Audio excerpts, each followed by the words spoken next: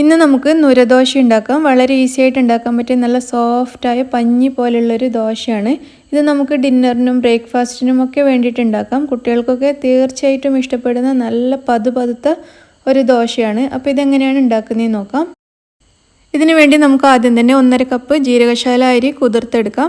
കുറഞ്ഞതൊരു 2 മണിക്കൂറെങ്കിലും ഇത് സോക്ക് ചെയ്ത് വെക്കണം. ജീരകശാല അരിക്ക് പകരം പച്ചരിയും യൂസ് ചെയ്യാം. പക്ഷേ പച്ചരി ആകുമ്പോൾ ജീരകശാലയുടെ ഒരു മണവും രുചിയൊന്നും കിട്ടില്ല. പക്ഷേ പച്ചരി ഉപയോഗിച്ചിട്ടും ഇത് ഉണ്ടാക്കുന്നവരുണ്ട്. അതുപോലെ ബസ്മതി അരിയും ഒക്കെ യൂസ് ചെയ്യാം. പക്ഷേ ഏറ്റവും നല്ലത് ജീരകശാല അരി എടുക്കുന്നതാണ്. അതിൻ്റെ ഒരു മണവും രുചിയൊന്നും മറ്റുള്ള അരിക്ക് കിട്ടില്ല. അപ്പോൾ ഈ അരി നമുക്ക് നന്നായിട്ടൊന്ന് കഴുകിയെടുത്തതിന് ശേഷം സോക്ക് ചെയ്യാൻ വെക്കാം. അരി ഞാൻ നന്നായിട്ട് കഴുകിയിട്ടുണ്ട്. ഇത് കുറഞ്ഞത് 2 മണിക്കൂറെങ്കിലും നമുക്ക് കുതിർത്തെടുക്കണം. അതിന് വേണ്ടിയിട്ട് ഇതിങ്ങനെ അടച്ചു വെക്കാം. നിങ്ങൾ കണ്ണൂർ കിച്ചൺ ഇനിയും സബ്സ്ക്രൈബ് ചെയ്തിട്ടില്ലെങ്കിൽ ഈ ചുവന്ന ബട്ടൺ ഒന്ന് പ്രസ് ചെയ്തിട്ട് സബ്സ്ക്രൈബ് ചെയ്യൂ. എന്നിട്ട് അതിൻ്റെ അടുത്ത് കാണുന്ന ഈ ബെൽ ബട്ടൺ കൂടി ഒന്ന് പ്രസ് ചെയ്യൂ. അപ്പോൾ ഞാനിടുന്ന വീഡിയോസൊക്കെ നിങ്ങൾക്ക് പെട്ടെന്ന് കിട്ടുന്നതായിരിക്കും. ഇപ്പോൾ 2 മണിക്കൂർ കഴിഞ്ഞിട്ടുണ്ട് നമ്മൾ അരി സോക്ക് ചെയ്യാൻ വെച്ചിട്ട്.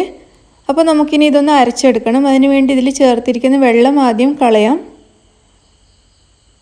മുഴുവൻ വെള്ളവും കളഞ്ഞിട്ടുണ്ട്. ഇനി അരി മുഴുവൻ നമുക്കൊരു മിക്സിയുടെ ജാറിലേക്ക് ഇട്ട് കൊടുക്കാം. ഇനി ഇതിലേക്ക് 3 മുട്ട ചേർക്കണം. നമ്മൾ 1.5 കപ്പ് അരിയാണ് എടുത്തിരുന്നത്. അപ്പോൾ 1/2 കപ്പ് അരിക്ക് 1 മുട്ടയാണ് കണക്ക്. അപ്പോൾ ഇവിടെ 1.5 കപ്പ് അരി ഉള്ളതുകൊണ്ട് 3 മുട്ട എടുത്തിട്ടുണ്ട്. ഈ 3 മുട്ട അരിയിലേക്ക് ചേർത്ത് കൊടുക്കാം. ഇതിലേക്ക് ആവശ്യത്തിനുള്ള ഉപ്പ് ചേർക്കാം. ഞാനിവിടെ 1.5 കപ്പ് നല്ല കട്ടിയുള്ള തേങ്ങാപ്പാൽ എടുത്തിട്ടുണ്ട്.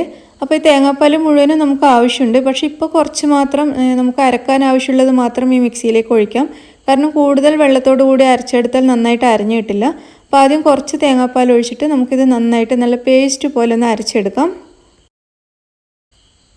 അരി മുഴുവൻ നന്നായിട്ട് നല്ല മഷി പോലെ അരച്ചെടുത്തിട്ടുണ്ട്. ഇതിലിപ്പോൾ ഒട്ടും തരിയൊന്നുമില്ല. ഒട്ടും തരിയില്ലാതെ വേണം അരച്ചെടുക്കാൻ. ഇതിപ്പോൾ അല്പം തിക്കായിട്ടാണ് ഇരിക്കുന്നത്. നമ്മൾ നേരത്തെ മാറ്റിവെച്ച തേങ്ങാപ്പാലിൽ നിന്നും കുറച്ച് ആദ്യം ഈ മിക്സിയുടെ ജാറിലേക്ക് ഒഴിച്ചിട്ട് ഇങ്ങനെ ഒന്ന് ചുറ്റിച്ചതിന് ശേഷം അത് ഈ ബൗളിലേക്ക് തന്നെ ഒഴിച്ചു കൊടുക്കാം. എന്നിട്ടൊന്ന് മിക്സ് ചെയ്തെടുക്കാം. ഇപ്പോഴും ഈ അരി കുറച്ച് തിക്കായിട്ടാണ് ഇരിക്കുന്നത്. നമ്മൾ സാധാരണ ഉണ്ടാക്കുന്ന ദോശയുടെ മാവിനേക്കാളൊക്കെ നല്ല നേർത്തിട്ടാവണം നുരദോശയ്ക്കുള്ള മാവ് ഇരിക്കേണ്ടത്. അതുകൊണ്ട് തന്നെ ബാക്കിയുള്ള തേങ്ങാപ്പാൽ മുഴുവനും ഞാൻ ഇതിലേക്ക് ചേർക്കുകയാണ്. എന്നിട്ട് നന്നായിട്ട് മിക്സ് ചെയ്യാം. ഇപ്പോൾ തേങ്ങാപ്പാൽ മുഴുവൻ ചേർക്കുമ്പോഴേക്കും ഇത് നല്ല പാകത്തിലായിട്ടുണ്ട്, നന്നായിട്ട് നേർത്തിട്ടുണ്ട്.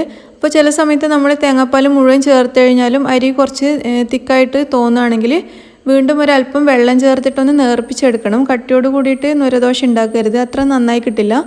അപ്പോൾ നമ്മുടെ ദോശമാവ് റെഡി ആയിട്ടുണ്ട്. ഇനി നമുക്ക് നുരദോശ ഉണ്ടാക്കാം. അതിന് വേണ്ടിയിട്ട് ഞാനൊരു പാൻ അടുപ്പത്ത് വെച്ചിട്ടുണ്ട്.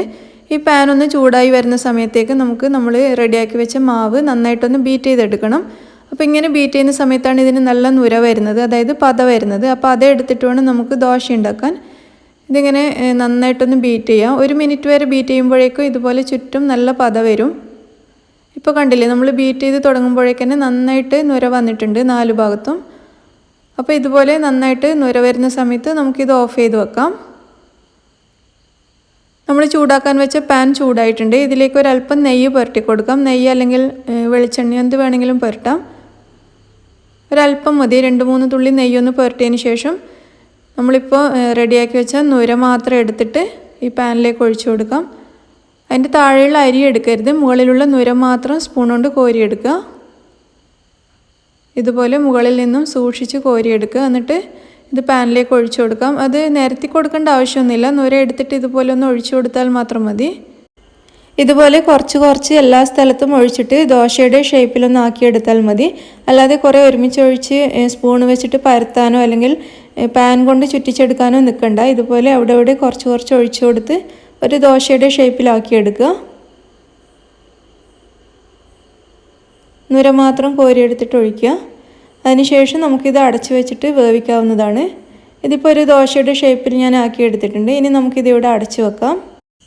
ഈ ദോശ വളരെ പെട്ടെന്ന് വെന്ത് കിട്ടും. 1/2 മിനിറ്റ് അല്ലെങ്കിൽ 3/4 മിനിറ്റ് സമയം മാത്രമേ ആവശ്യമുള്ളൂ. വളരെ വേഗം വെന്ത് കിട്ടും. ഇത് വേവുന്ന സമയം കൊണ്ട് നമുക്ക് ഈ അരി വീണ്ടും നന്നായിട്ട് ബീറ്റ് ചെയ്ത് പതപ്പിച്ചെടുക്കാം. ഒരു ദോശ വേവുന്ന സമയം കൊണ്ട് നമുക്കിത് ബീറ്റ് ചെയ്തെടുക്കാവുന്നതാണ്. അപ്പോൾ ഇതിന് വീണ്ടും നന്നായിട്ട് നുര വന്നിട്ടുണ്ട്. ഇത് ഓഫ് ചെയ്ത് വെക്കാം. നമ്മുടെ ദോശ റെഡി ആയിട്ടുണ്ടോ നോക്കാം. ദോശ നന്നായിട്ട് വെന്ത് പാനിൽ നിന്നും ഇളകി നിൽക്കുന്നത് നിങ്ങൾക്ക് കാണാൻ പറ്റുന്നുണ്ടാവും. ചെറിയ സമയം കൊണ്ട് തന്നെ ഇത് വെന്തിട്ടുണ്ട്. ഇത് നമുക്ക് പാനിൽ നിന്നും ഒരു പ്ലേറ്റിലേക്ക് മാറ്റാം. അങ്ങനെ നമ്മുടെ ഒരു നുരദോശ ഇവിടെ റെഡി ആയിട്ടുണ്ട്. ഈ ദോശ തിരിച്ചിടേണ്ട ആവശ്യമൊന്നുമില്ല, ഒരു സൈഡ് മാത്രം വേവിച്ചാൽ മതി. ഇതുപോലെ നമുക്ക് രണ്ടാമത്തെ ദോശയും ചുട്ടെടുക്കാം.